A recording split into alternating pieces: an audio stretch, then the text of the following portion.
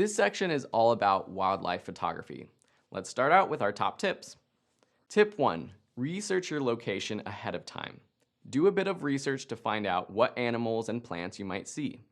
Know what time of day and even what time of year is best to capture that specific wildlife. Tip 2. Be patient. As much as you can plan ahead of time, be prepared to be patient. The filmmakers of Disney Nature's Born in China took months before they captured their first shots of the reclusive snow leopard. While you might not have that much time to sit in the wild, it might take hours or multiple trips to get the shot you want. Tip 3. Use your automatic modes. Aperture priority is a good mode for wildlife photography because you'll need enough depth of field to capture an animal in the distance and make sure it's in focus.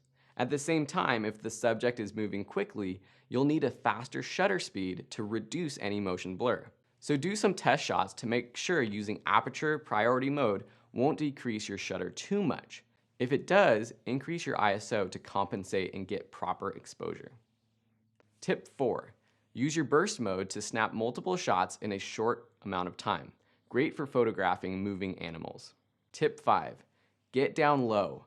Crouching down and getting eye level with the animal will create a more dynamic shot. Also, you can capture more of the details of the landscape, including lots of foreground elements that can creatively frame your subject. Tip 6. Be safe and respectful.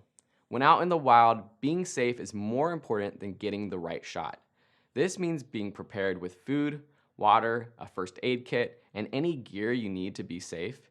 It also means not pushing the limit, going too far near the cliff's edge, dealing with harsh weather, and things like that. And of course, be respectful to the environment and the animals you are trying to photograph. Never try to feed them, and always keep your distance not to scare them. And of course, leave it cleaner than you found it. With these tips, you'll be well on your way to improving your wildlife photography. So now let's head out into the field and put them into practice.